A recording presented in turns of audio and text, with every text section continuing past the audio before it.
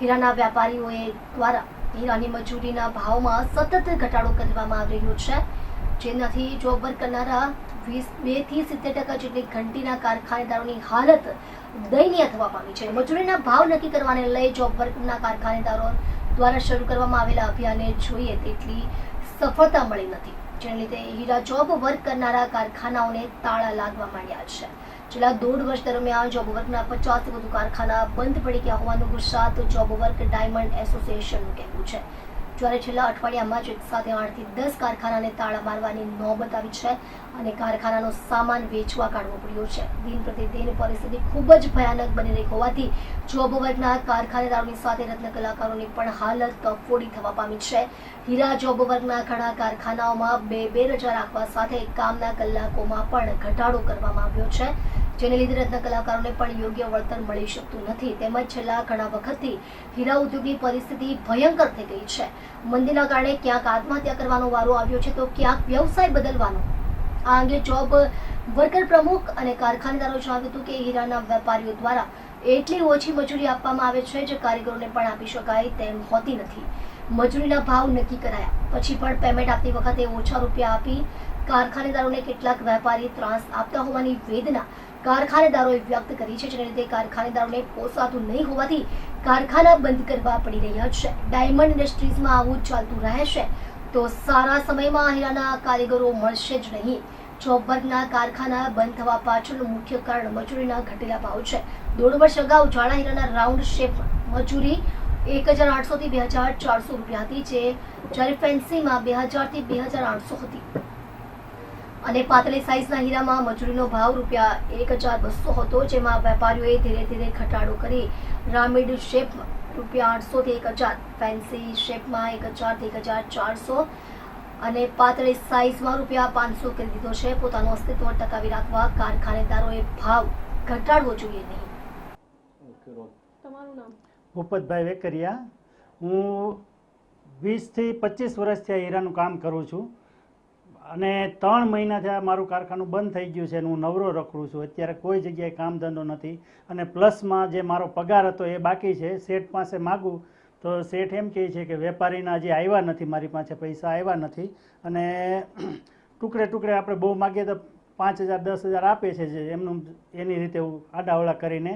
અને પછી અત્યારે 3જો મહિનો ચાલુ થયો, બધા કારીગરો અમે 10-12 કારીગરો હતા ત્યાં, તો નક્કી કર્યું, શેઠને કીધું શું કરવું આનું, તો વેપારી હજી આપતો નથી તો કે ચાલો આપણે વેપારી પાસે જઈએ, સાચું છે ખોટું છે બધું કરવા. કેટલી તકલીફ? તકલીફ તો ઘણી પડે ને. આ અમે 10-12 જણાનું ઘર ચલાવવાનું, ગુજરાત ચલાવવાનું, આ રીતનું આમ ઘણું. ઘરની શું પરિસ્થિતિ? ઘરની પરિસ્થિતિ તો હવે શું આમાં કહી શકું, પૈસા વગરનું તમે સમજો છો કે પૈસા વગરનું કાંઈ થતું જ નથી. આજે દિવસે દિવસે મોંઘવારી એટલી બધી રીતનું. વ્યવસાય આની અંદર આટલી તકલીફ પડે, હવે આગળ જો હું વિચારીશ બીજો કોઈ ધંધો થાય તો, બાકી આમાં 3 મહિનાથી નવરો રખડું છું, તો હવે બીજો કોઈ ધંધામાં શિફ્ટ થઈ જાઉં.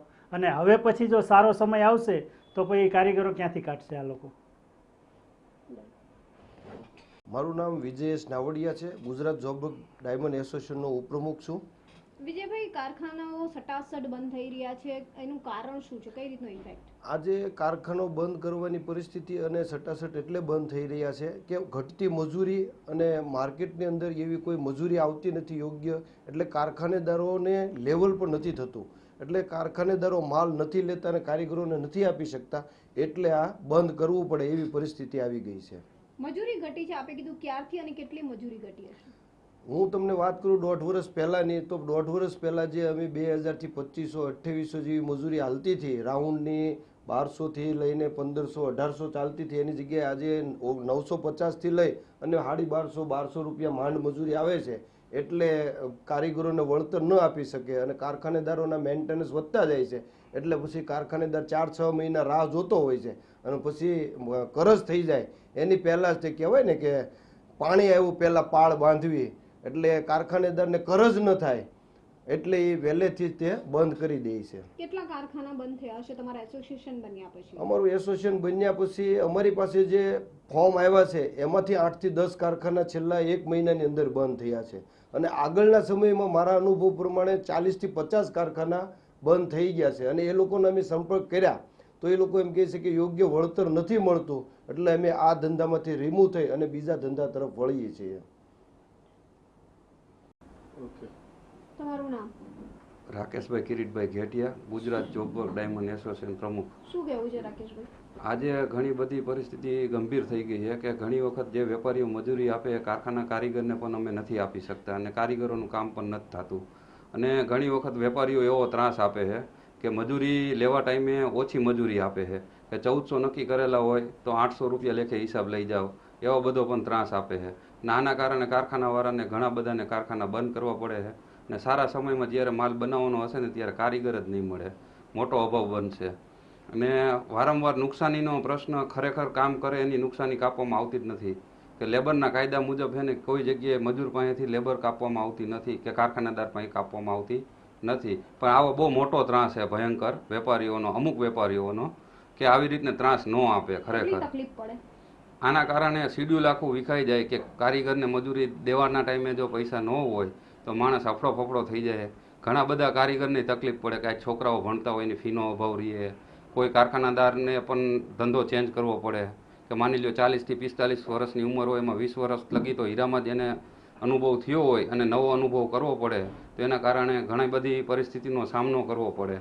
અને છતાં કાંઈ ન આવે તો ઘણા બધા કિસ્સા એવા આપણી નજર સામે આવ્યા કે આત્મહત્યાના બનાવો આના કારણે થઈ શકે છે.